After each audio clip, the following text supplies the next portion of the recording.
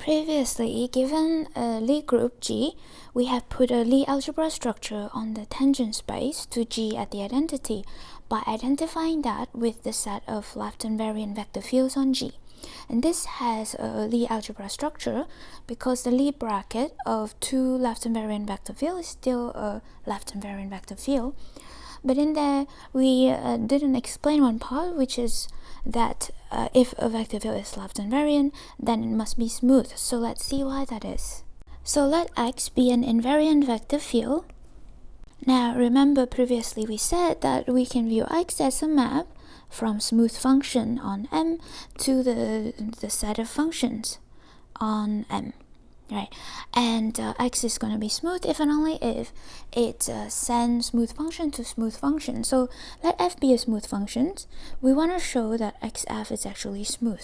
To that end, we need to make the following observation about how to compute this pairing, this derivation in terms of curves. Remember that every tangent vector can be viewed as the velocity vector, initial velocity vector of some curve, right? So let's pick a curve gamma here with this initial velocity. I just let P be any point of the manifold, and let gamma be such that gamma 0 is P and gamma prime 0 is XP.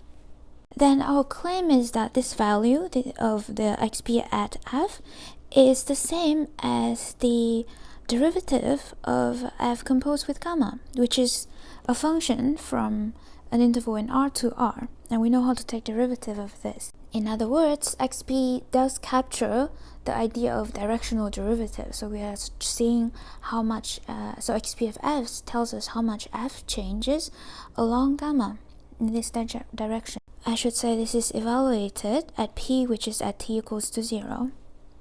And this is actually not hard to see. This comes almost immediately from definitions.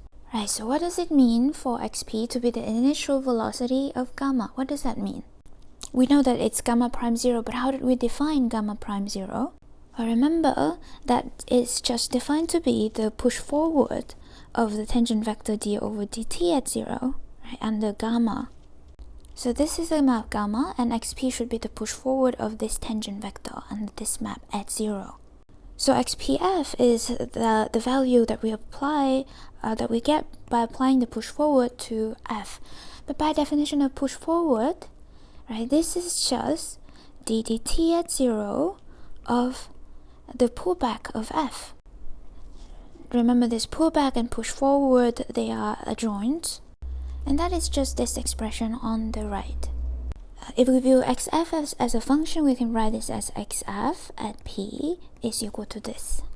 As points on our manifolds are elements of the group G, let us just replace this P by G. Thus, we have the following formula for the function XF, and somehow from this we want to show that XF must be a smooth function if X is a left invariant vector field. Its value at any point G is just the derivative of F in the direction of the curve, along the curve starting at G with initial velocity xg. Now this curve gamma depends on G in a way that is not very clear from this description, so it's hard to prove smoothness here. So we want to make this dependence a bit more explicit now using the fact that this is a left invariant vector field. Our claim now is that for each of these gamma, which we'll call it gamma G, each of these gamma G can be. Our claim is that each of these curves corresponding to each G, which we call gamma G, each of these can be obtained from gamma at the identity. Each of these can be obtained by just shifting the gamma at the identity. So let us explain. So let's say phi is a curve starting at the identity with the initial vector xe. So it's an integral curve of X starting at the identity, right? Our claim is that if we just take a left multiplication of this curve by G, which is like G acting on this curve, we get another curve, and that's actually gonna be a curve with initial velocity xg starting at G. It's gonna be the gamma G that we use in this formula. So let's see why. So first, let's look at why the starting point must be gamma, and this is simple because this is just G acting on phi of 0, so it's G times E, and G times E is G. So that's done. Now next, why is this initial velocity equals to xg? Well, remember, what is this the definition of this initial velocity? That would be the push forward of this tangent vector ddt over this map. So the composition of the left multiplication by g with phi, right? Now by chain rule, that would be the image of, so we should be able to obtain that by first pushing forward this to this curve here under gamma, under phi, sorry, this is phi, under phi, and that's, this push forward is just xe, right, by the assumption here. But then here is where we use the left invariant part. The push forward of xe under this left multiplication is just xg, because the vector field x is left invariant. So then this push forward turns out to just be xg. Thus now in this formula, we can replace this term by g acting on phi t. Now this phi t is just constant, it's a fixed curve, it's independent of g. Now observe that as a function of g and t, this expression here, f of this, must be smooth, because we can view it as a composition of the following steps. So first, we take t to phi t, then we multiply these two numbers, and then we take f of that. So all of these steps are smooth.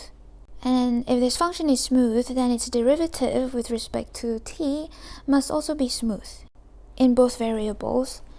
So I will write that this way. So I will write that as a smooth function ftg. Now if that is a smooth function in both variables, then that means f of 0g must be smooth, and that's just ddt at t equals to 0 of this f, which is just, as we've mentioned, xf of g.